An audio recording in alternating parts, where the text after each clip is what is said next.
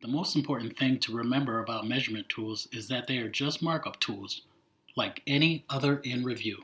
All the additional functionalities that can be applied to customizing tools, creating set tracking in the markup list, and using layers can be applied to measurement markups. There are a few settings in Revu that can make your measurement easier and more accurate. The first, Snap Options, by default enables measurements at the Snap Content option. This allows your measurements to connect directly to the underlying PDF content of a document. This means you can match points and lines shown by a square crosshair on your document to the measurements that you are creating, providing a truly accurate measurement. Snap to Content requires vector-based content, so you will not be able to snap to a content on a scanned PDF. You can tell it's a scanned document by zooming in. If it loses its crisp line and becomes pixelated, it is scanned. For quick access to this option, click the Measurement drop-down menu. From here, there are a couple options. Include Snap to Content and Snap to Orthogonal.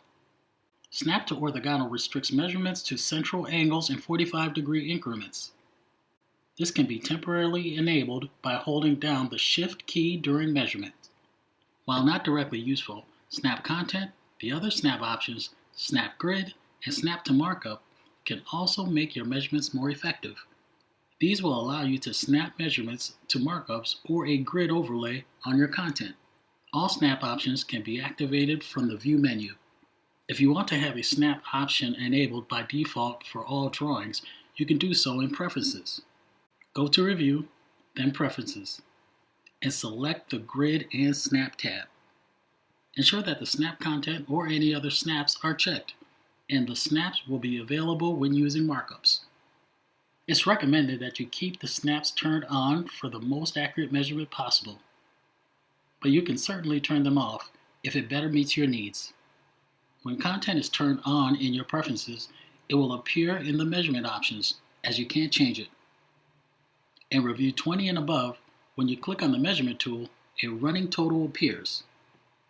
This dialog box displays the real-time measurements to help you verify values before completing the markup, reducing the time needed to create accurate measurements.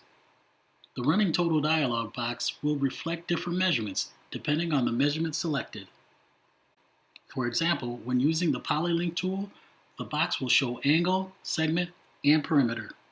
But if you use the area measurement, it will identify the segment perimeter area and even the angle of the current position of the point. When you don't need to see this information, you can click on the X to maximize the dialog box. Now that you're familiar with these options, you can start using the measurement tools.